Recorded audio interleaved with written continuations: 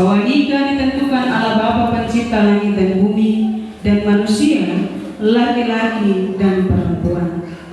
Firman Tuhan di dalam Kejadian 2 ayat 18 berkata, "Tidak baik kalau manusia itu seorang diri saja.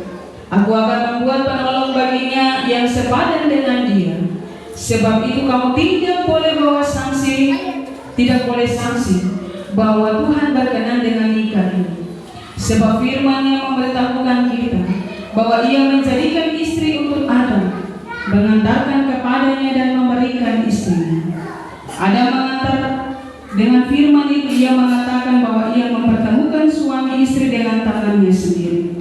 Yesus Kristus menyebut dirinya pengantin jemaat. Dengan menghadiri pesta kawin di Kana, Ia menghormati nikah itu dengan pemberiannya.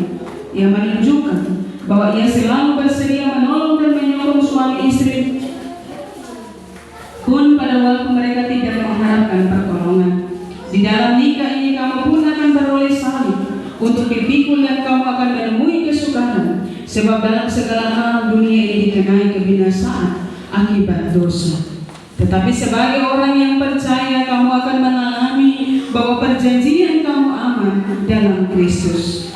Jagalah supaya nikahmu tetap terbuka untuk Roh Kudus, dan berbaktilah kepada Tuhan dengan sak iman, sehingga Tuhan menggenapi maksud nikahmu. Kamu diperbolehkan hidup dan bekerja bersama-sama dalam kasih seorang dengan yang lain dalam memelihara kehidupan di dunia ini, supaya sesama manusia pun beroleh berkat dari rumah tanggamu. Di dalam nikah Tuhan menugaskan membentukkan rumah tangga kita. Karena itu jika Tuhan memberikan anak-anak, hendaknya mendidik anak-anak itu pada pengenalan dan kasih kepada Tuhan. Tetapi jika berkat anak-anak ditahan dari kamu, jangan menyebabkan perselisihan dan kemarahan atau sini, tetapi suami istri bersama-sama menerima keadaan itu dari Tuhan. Tuhan menjadikan suami istri supaya bersama-sama mereka membentuk suatu persatuan tubuh dan roh, dan suatu persekutuan itu mereka menjadi kuat teguh di tengah-tengah pencobaan hidup. Dengarlah sekarang bagaimana kehidupan suami istri menurut firman Allah. Hai suami, kasihilah istrimu dikuatkan oleh kasih Kristus kepada jemaatnya. Sebagai kepala rumah tangga, hendaknya memberikan dia hormat yang patut, menghibur dan melindungi dia, memimpin dan menyokong dia. Saudara diharuskan bekerja dengan setia dan rajin dalam mencari nafkahmu, sehingga rumah tanggamu dapat dipelihara untuk kehormatan Tuhan dan untuk berkatmu secara bersama.